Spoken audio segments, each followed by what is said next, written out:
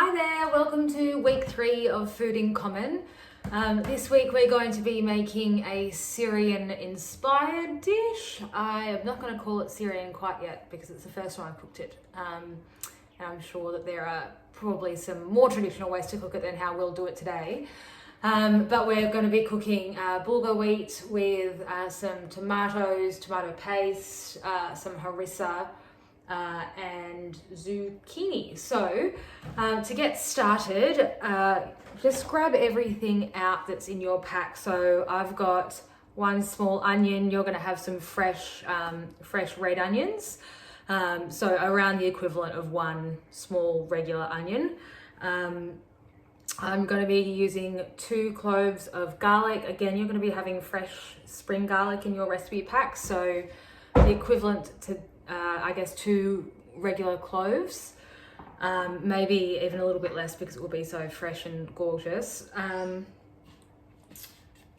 got half a cup of the bulgur. I'm using cracked freekeh today because my supermarket had run out of bulgur, so may cook a little bit differently. Tried to get the most similar thing. It should be pretty alike. We've also got 250 grams of zucchini, which is about one large zucchini, which I've pre-grated here. And then canned tomatoes, tomato paste, you don't need to know what that looks like. Some harissa. I don't have the same little tubes that you'll be getting, which are probably a bit spicier than what I have, which is some pre-prepared stuff here. And that's about all you need to get started. So first things first, I'm just going to chop up my onion. I'm just going to give that a rough dice, like so.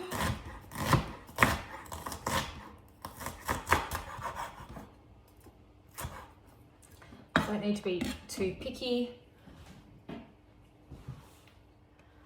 And I've just put a large pot on the stovetop there over low to medium heats. I'm going to put a splash of olive oil in, throw in the onion and let that cook on, actually probably on low for about 10 minutes or so.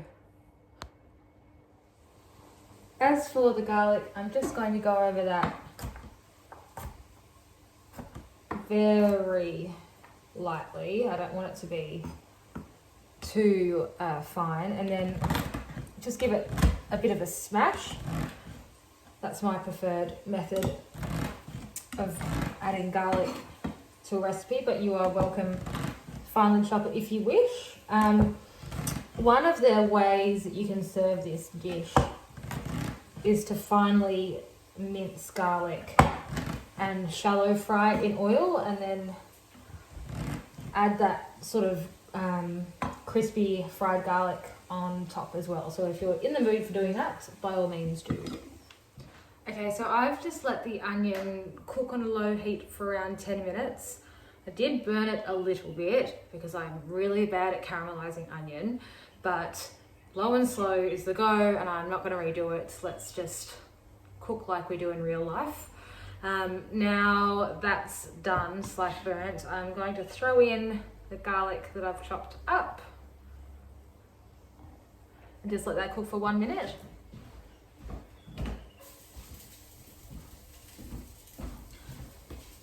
And while that is cooking, I just combined my tomato paste with half the can of tomato, like canned tomatoes, I should say, and around half a tablespoon of the harissa sauce. So yeah, I just put that all in one bowl. You don't have to, but it's the next step basically. So once the garlic is fragrant, we're going to add the grated zucchini and let that cook for about 10 minutes or until it's totally soft and most of the moisture has evaporated out of that. So I'm going to tip that in now and then I'll show you what it looks like when it's done. Actually, while I think of it as well, there was a note in the recipe to peel the zucchini. I think that's crazy. I also don't have a peeler, so I just threw it in and grated it unpeeled. If we want to do it like a pure stew, then by all means kill it. I'd be interested to see if the results are all that different. So as you can see, my zucchini has cooked down somewhat. Obviously my pan just gets far too hot. So excuse the burnt patch that you might also be able to see, but if I just bring this a little bit closer, it's nice and mushy without being too overcooked. So at this point, we're going to add the tomato paste, the pepper paste, and the canned tomatoes all in one. And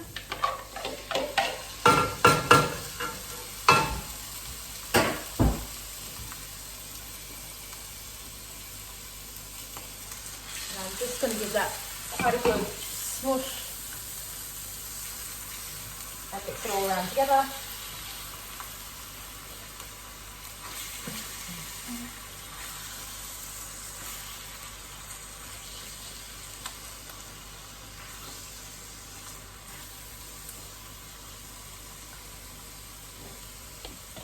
There we are, and that's starting to look quite nice already.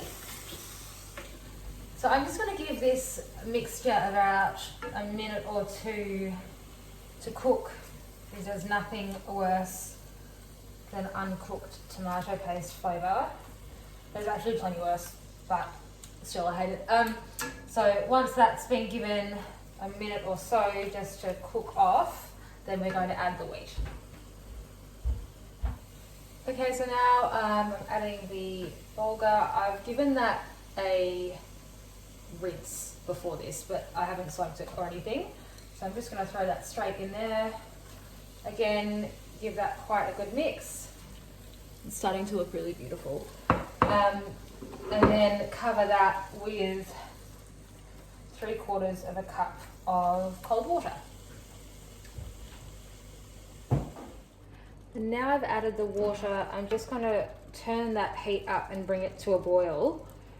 Just from first looks, I'm going to say is we'll need more water for that to cook, but let's not double guess everything from the get-go and see how we go. So bring it to the boil and then reduce it to a simmer as far as I know. Okay, so now that's well and truly boiling. I'm just reducing it right down to a low simmer. And I'm going to cover it and pray to the gods above that I don't burn it, because I always burn everything. Okay, so after about 20 minutes of being on a low simmer on the stove with the lid on, I've now taken the wheat off the heat and plated it up for you. So basically, it's always going to be a bit more toothsome than like a pasta, I guess. My gas went out, so I can't tell you the exact timing that it took, but it was around 20, and I did end up adding probably another half a cup or so of water. But I don't know if that was just because I chickened out about it getting stuck on the bottom of the pan. So this is the final product here. You can't really quite see how vibrant and red it is because of the light, I'm afraid. So I'll put a picture with this video as well. But I've had a taste. It needs something else, I will say. So I think if you have any leftover veg that you want to throw in at the start after the onion, but before the tomato paste, I would definitely do that. Even if it's like some roasted pumpkin or some diced old carrot. You can probably put in any sort of like silver beet or kale or any of those leaves that, can handle a little bit of cooking. Or even some mushrooms would be delicious. I think depending on the harissa that you use, if it's highly spiced, like the one I'll be giving you in your packs, then it should be a different story and might be fine as is. The one that I was using was quite bland. So I think I would add some extra spices like cumin as I was cooking as well. So I would say probably taste this one as you go and see if the spice level is enough for you. It might well be for you guys. Obviously I gave it a good sprinkle of salt. I think topping it with some herbs, so I threw on some torn up parsley and saltbush because I had some of that still lying around. It's drying in the background there. That's a good one to do. And also what I'll probably do now to serve it, if I don't have any meats, which I don't in the house, I would probably spice some yogurt instead. So make like almost like a tzatziki. So grate some cucumber into some yogurt with garlic, lemon, and then spice that with a little bit of cumin, maybe some turmeric and those sorts of flavors, just to give it an extra kick and cut through all the richness of that tomato with some creamy yogurt. Anyway, that's my 2 cents worth. I hope you enjoy the recipe. It will be really interesting to catch up and find out what you guys thought on Wednesday. See ya.